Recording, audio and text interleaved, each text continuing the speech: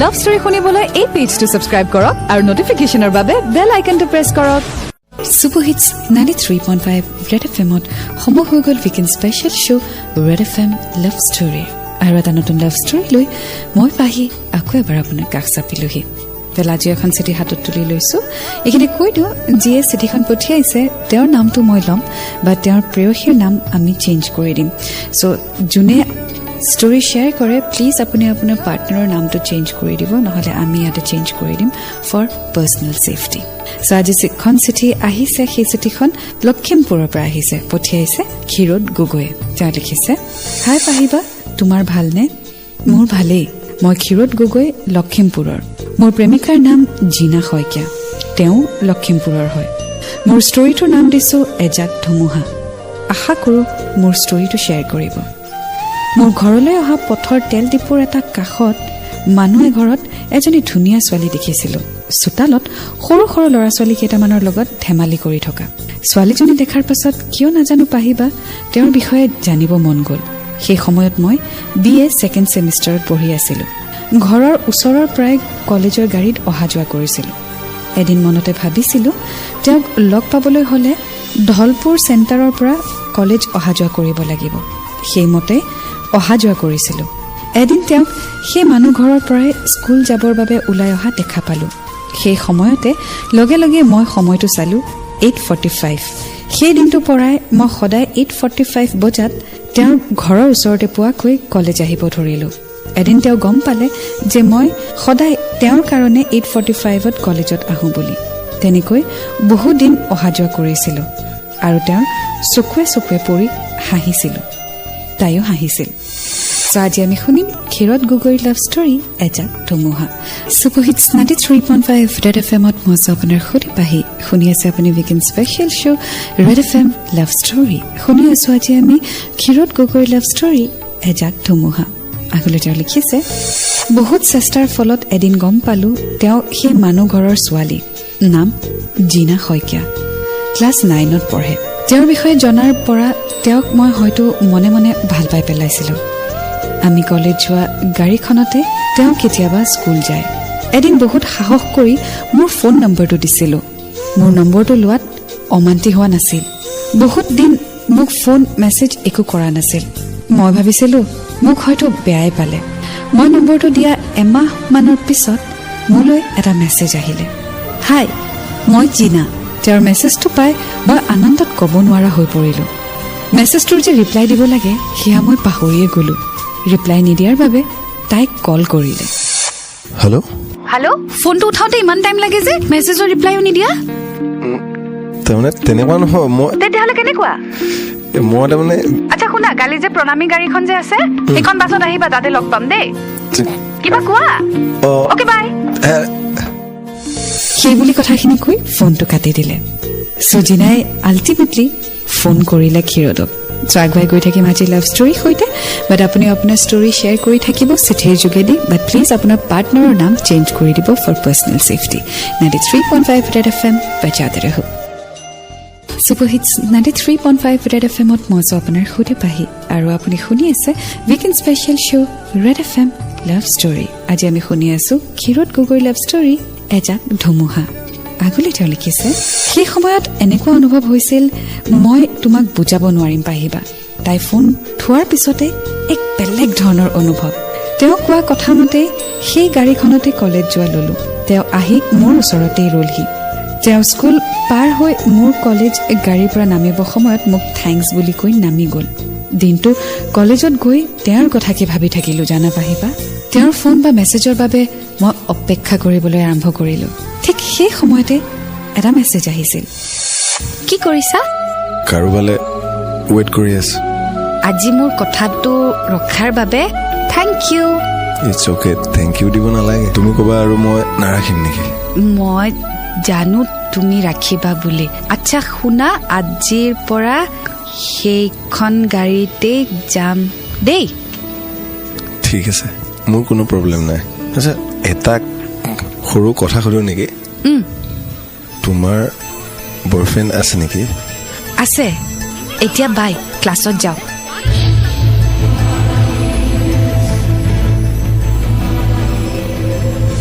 যেতিয়া কাৰোবাক ভাল লাগে তেতিয়া যদি তেওঁ আনক ভাল পাওঁ বুলি কয় সেই সময়ত কি কৰিব মন যায় আপুনি ডেফিনেটলি অনুভৱ কৰিব পাৰিছে পাহিবা নেক্সট দিনাৰ পৰা মই 3 দিনমান কলেজে নগলো মনটো ভাল লগা নাছিল যাৰ কাৰণে আশা কৰি আছিলো তেৱেই মোক বুজি নাপালে ৱেল জিনাই বয়ফ্ৰেণ্ড থকা বুলি ক'লে কিন্তু ক্ষীৰোদে নুসুধিলে কোন আৰু এজিউম কৰি ল'লে ৱেল মানুহে বহুত কথা এজিউম কৰে আৰু সেইটো হিউমেন নেচাৰ হয় কোনোবাই আপোনাক কিবা এটা ক'লে আপুনি এজিউম কৰা ষ্টাৰ্ট কৰে আৰু বিশেষকৈ এজাম্পশ্যনবোৰ নিগেটিভে হয় চ' কেতিয়াও এজিউম নকৰিব ক্লিয়াৰলি সুধি ল'ব যি ক্ষেত্ৰতে নহওক 93.5 ৰেড এফ এম বজাতে ৰহো সুপৰহিটছ 93.5 ৰেড এফ এমত মই আছোঁ আপোনাৰ সৈতে পাহি শুনি আছে আপুনি weekend special show' red F M love story শুনি আছোঁ আজি আমি ক্ষীৰোদ গগৈৰ লাভ ষ্টৰী এজাক ধুমুহা ইতিমধ্যে গম পালোঁ যে ক্ষীৰোদে জিনাক তাইৰ বয়ফ্ৰেণ্ড আছে নে নাই সুধিলে আৰু জিনাই আছে বুলি ক'লে মনটো বেয়া হোৱাত ক্ষীৰোদ 2-3 দিন স্কুললৈ নগ'লে আগলৈ তেওঁ লিখিছে এদিন তেওঁ স্কুলৰ পৰা আহি মোক ফোন কৰিছিল মই শুই আছিলোঁ মোৰ গাটো ইমান ভাল নাছিল মই ফোনটো ৰিচিভ কৰিলোঁ হেল্ল' হেল্ল' ক'ত আছা কি খবৰ ইমান দিন কলেজো অহা নাই তুমি আছোঁ ঘৰতে আছোঁ অলপ গাটো ভাল নাই সেইকাৰণে যোৱা নাই গাটো ভাল নাই নে মনটো বেয়া গাটো ভাল নাই মনটো ভাল নাই পিছত তুমি কেনেকৈ গম পালা মোৰ মনটো বেয়া বুলি তোমাৰ মাতটো শুনিয়ে গম পাইছোঁ তুমি লাষ্ট 3 ডেজৰ পৰা অহা নাই মই সদায় ৰৈ থাকোঁ বাছত চৰি বেয়া নাপাবা যাম মই ৰ'বা অলপ ঠিক হৈ লওক মই ডক্টৰ হ'ব লাগিব যেন লাগিছে মানে তোমাৰ যিটো বেমাৰ হৈছে সেইটোৰ ইলাজ মোৰ ওচৰত আছে তুমি আকৌ ট্ৰিটমেণ্ট কৰিবলৈ কেতিয়াবা ল'লা ৰ'বা মই কৈছোঁ লাষ্ট 3 ডেজৰ পৰা মই গম পাইছোঁ তোমাৰ কি হৈছে আৰু তাৰ উপায়টো মোৰ লগত আছে দিওঁ ট্ৰাই কৰি চাব পাৰে বা কি বা উপায় মই বুজিয়ে পোৱা নাই অ'কে মেডিচিনটো হ'ল আই লাভ ইউ কি তুমি কি কৈছা ভাবি চিন্তি কৈছা নে এনেই কিবা কৰি দিছা হেল্ল' মই জানো তোমাৰ বয়ফ্ৰেণ্ড আছে ন নাই মই আচলতে তোমাক টেষ্ট কৰিছিলোঁ যে তোমাৰ ৰিয়েকশ্যনটো কি হয় আৰু এই 3 দিনত যিটো তোমাৰ ৰিয়েকশ্যন সেইটোৱে মই গম পালোঁ চ' দৰৱটো মই তোমাক দি দিছোঁ I love you okay bye মা হেল্ল' এনেকৈয়ে আমাৰ প্ৰেমৰ যাত্ৰা আৰম্ভ হ'ল ইজনে সিজনক বুজি পাওঁ আমাৰ মাজত কোনো দিনেই কাজিয়া হোৱা নাছিল তেওঁক মই মাইনা বুলি মাতিছিলোঁ আমি ফোনত খুব কমেই কথা পাতিছিলোঁ মাজে মাজে আমি চিঠিও ব্যৱহাৰ কৰিছিলোঁ তেওঁৰ লগৰবিলাকে মোক বহুত ভাল পাইছিল আৰু আমাক বহুত হেল্পো কৰিছিল আমি ইজনে সিজনৰ লগত কথা নপতাকৈ থাকিব নোৱাৰিছিলোঁ যেতিয়া তেওঁ ক্লাছ 10ত সোমালে পঢ়া শুনা অলপ বাঢ়ি আহিছিল ঘৰৰ ফোনটো তেওঁক লাহে লাহে চুবলৈ নিদিয়া হৈ আহিল তেতিয়াই আমি বহুত দিন কথা নপতাকৈ আছিলোঁ কলেজ যোৱা সময়ত গাড়ীত যিখিনি কথা পাতোঁ সেইখিনিয়ে চ' আল্টিমেটলি ক্ষীৰোদৰ ফিলিংছ জিনাই একচেপ্ট কৰিলে বাট জিনা বহুত সৰু স্কুলৰ প্ৰেছাৰ পৰীক্ষাৰ প্ৰেছাৰ মেট্ৰিকৰ প্ৰেছাৰ গতিকে ডেফিনেটলি এটা ডিষ্টেঞ্চ আহিবই চ' আগুৱাই গৈ থাকিম আজিৰ লাভ ষ্টৰীৰ সৈতে এণ্ড 93.5 ৰেড এফ এম বজাতে ৰহো সুপৰহিটছ 93.5 ৰেড এফ এমত মই আছোঁ আপোনাৰ সৈতে পাহি এণ্ড ৱেলকাম বেক আৰু আজি আমি শুনি আছোঁ এজাক ধুমুহা ক্ষীৰোদ গগৈৰ love story on weekend special show' red F M love story আগলৈ তেওঁ লিখিছে এদিন গাড়ীত যাওঁতে তাই মোক কৈছিলে এনেকৈ নহৈছে আৰু মানে অকল এই 10 মিনিটখিনিহে আমি কথা পাতিবলৈ পাওঁ বেলেগটো কিবা উপায় আছে জানো মই নাজানো তুমি উপায় দিয়া মানে কি মই অকল 10 মিনিট তোমাৰ লগত বাছত কথা পাতিম স্কুল তাৰপিছত ঘৰ গোটেই দিনটো ঘৰত থাকি মই কথাই নাপাতিম মোৰতো ভাল নালাগে ন মনত পৰি থাকে কিবা এটা কৰা মই নাজানো এটা আইডিয়া আছে পিছে মোৰ ওচৰত কি মোৰ এটা ফোন আছে হা মই যদি চিম কাৰ্ড আৰু ফোনটো তোমাক দিওঁ কিন্তু কথাটো বহুত ৰিস্কি হ'ব কিন্তু ঘৰৰ মানুহে গম পালেতো বিৰাট বেয়া লাগিব সেইটো টেনশ্যন ল'ব নালাগে তুমি বেলেগ কথা একো নাই মোৰ কাৰণে এনেকুৱা নালাগে টেনশ্যন তুমি মোক ফোনটো চিমটো দিয়া মই চলাম আৰু আমি কথা পাতিব পাৰিম আচ্ছা মোৰ স্কুলো পালে কালি তুমি ফোন আৰু চিমখন লৈ আনিম অ'কে বাই পাছদিনা ফোনটো দিলোঁ আমি হেপী আছিলোঁ জানা পাহিবা ফোনটো দিয়া কেইদিনমানৰ পিছত পাহিবা তেওঁ পঢ়া শুনাৰ প্ৰতি লাহে লাহে গুৰুত্ব নিদিয়া হৈছিল মই তেতিয়া তাইক বহুত বুজাইছিলোঁ আৰু তাইক কৈছিলোঁ মাত্ৰ 10 মিনিট হৈছেহে কথা পাতা চোৱা মাইনা চব খঙতে এনেকে নহয় তুমি সৰু হৈ আছা কাৰণে এনেকে ভাবিছা অকমান তুমি এটা কাম কৰা তুমি নিজকে 5 বছৰ আৰু ডাঙৰ বুলি ভাবি লোৱা মোৰ পঢ়া হৈ গ'ল শুনা মই কৈছো এতিয়া তোমাৰ এক্সাম আহি আছে এইখিনি সময় আটাইতকৈ ইম্পৰ্টেণ্ট সময় হা আমি সদায় কথা পাতিব পাৰিম যদি তোমাৰ এক্সামটো ভালকে হৈ যায় মোৰ এক্সাম এমাহ চলিব মই কি এমাহ কথা নাপাতিম আৰে পাতিবা এনি টাইম ফোনটোত লাগি থাকিব নালাগে জাষ্ট মই এটা তোমাক কম এটা টাইমত মই তোমাক মেছেজ কৰিম মেছেজ পোৱাৰ লগে লগে তুমি মোক ফোন কৰিবা তুমি ধুনীয়াকৈ পঢ়িবা ভাত খালে ফোন কৰিবা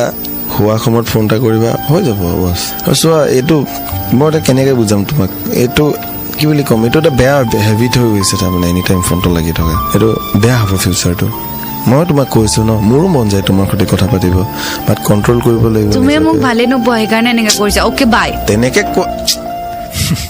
তাই মোৰ কথা শুনিছিলো এনেকৈ প্ৰায় এমাহমান গুচি গ'ল আমি বহুত সুখী আছিলো জানা পাহিবা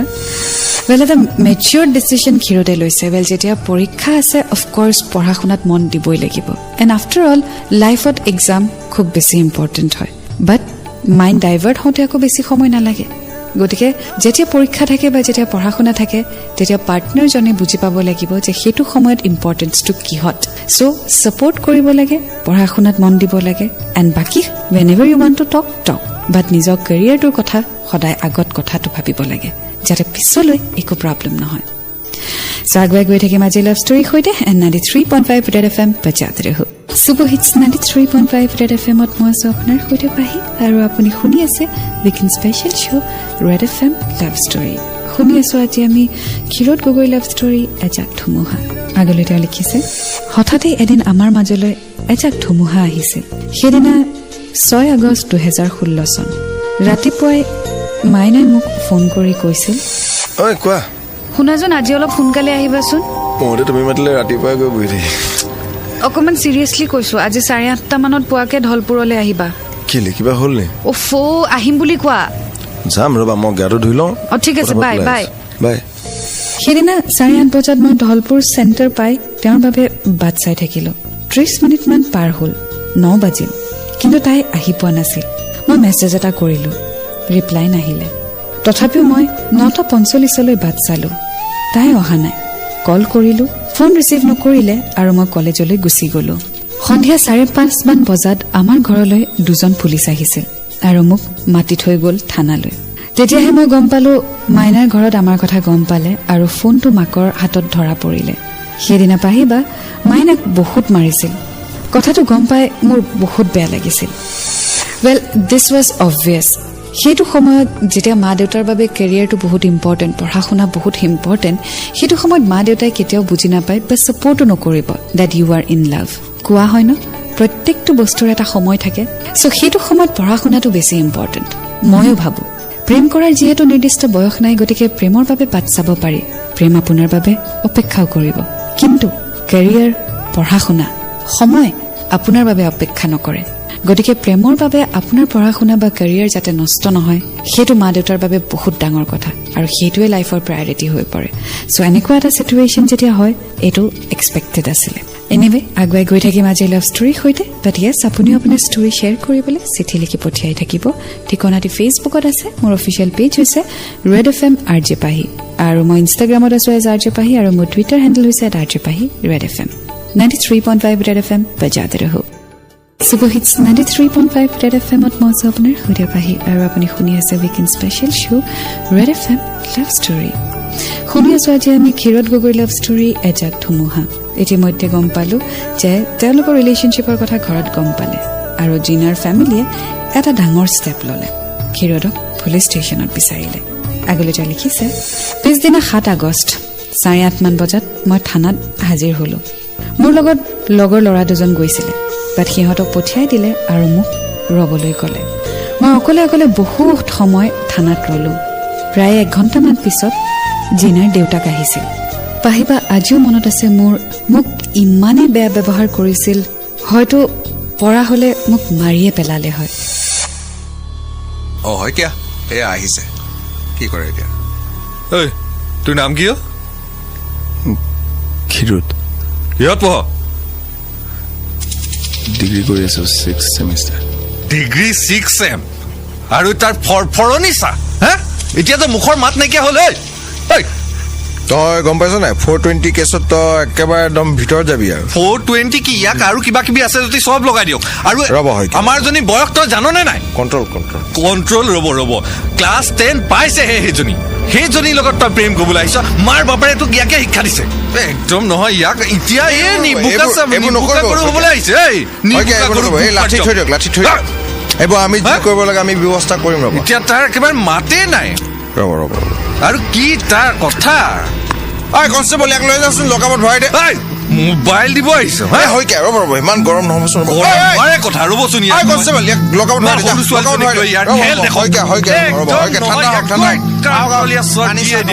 পানী এক কাপ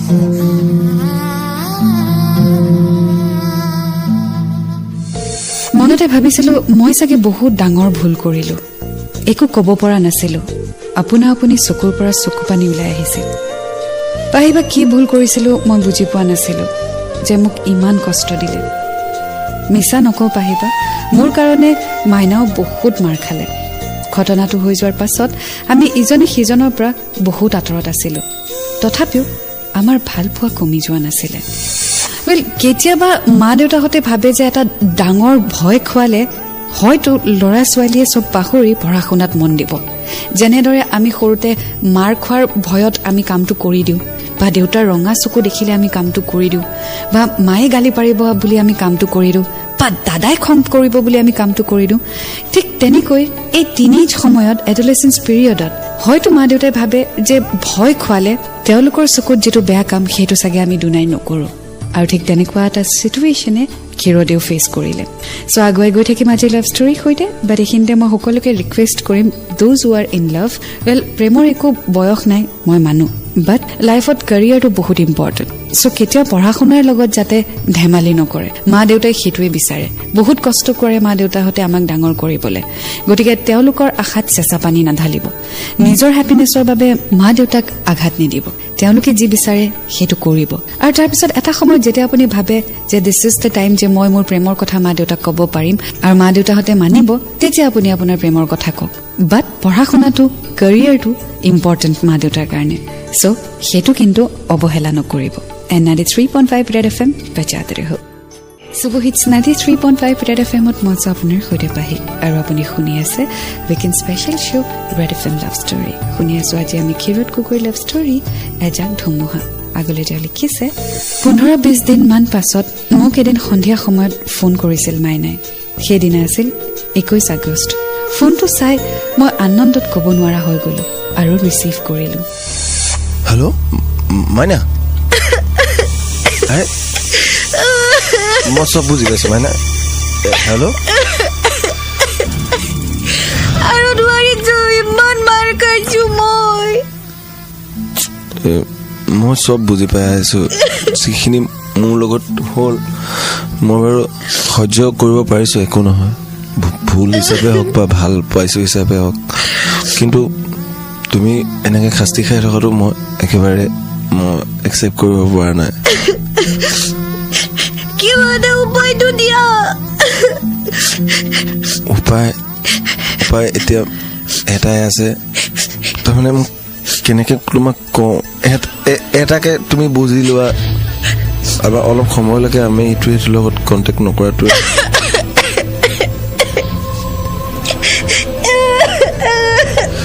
আমি কৰিব লাগিব এনেকুৱা আমাৰ ভাল পোৱাৰ কাৰণে কৰিব লাগিব তোমাৰ নিজৰ কাৰণে ভাবিব লাগিব মোৰ কাৰণে ভাবিব লাগিব আমাক ঘৰৰ মানুহে আঁতৰাই ৰাখিব পাৰিব এনেকে কণ্টেক্ট কৰাৰ পৰা লগ কৰাৰ পৰা কিন্তু আমাৰ মনটোকতো বেলেগ কৰি দিব নোৱাৰে মোৰ বিশ্বাস আমি এনেকেই থাকিব পাৰিম কথা নপতাকে হওক বা নেদেখাকে হওক সিজনে সিজক আমি ভাল পাই থাকিব পাৰিম তুমি মোৰ হৈ থাকিব পাৰিবা কিয় নোৱাৰিম যিমানখিনি নিজৰ ওপৰতো বিশ্বাস আছে ভাল পোৱাৰ ওপৰতো বিশ্বাস আছে আৰু এদিন ময়ো নিজৰ ভৰিত থিয় হৈ আহিম তুমিও পঢ়া শুনা কৰা মই তোমাৰে হৈ থাকিম তোমাৰে বাট চাই থাকিম কথা পাতিছো নেকি আমি এয়া শেষ নহয় মাইনা ইয়াৰ পৰা আৰম্ভণি কৰিম আমি এটা নতুন জীৱনৰ নতুন আশালৈ বাট চাম তোমালৈ বাই সেইদিনাৰে পৰা আমি চিঠিহে ব্যৱহাৰ কৰিছিলো সেইটো কথাও তেওঁৰ ঘৰত গম পালে তেওঁৰ লাষ্ট চিঠিখনত এটি কবিতা লিখিছিল এজাক ধুমুহা মোৰ মনৰ ফুলনিত ফুলিছিল এজোপা ৰঙা গোলাপ যিয়ে দিছিল মোক জীৱনৰ আনন্দ কিন্তু হঠাতে এজাক ধুমুহাই উৰুৱাই নিব খুজিছিল তাৰ পাহি কিন্তু মই সাবতি ৰাখিছিলোঁ তথাপিও মোৰ ভয় লাগে সেই ধুমুহাজাকলৈ যদি আকৌ মোৰ গোলাপৰ পাহিক মই বৰ অকলশৰীয়া হৈ যাম সেইখনেই আছিল পাহিবা তাইৰ শেষ চিঠি নাজানো পাহিবা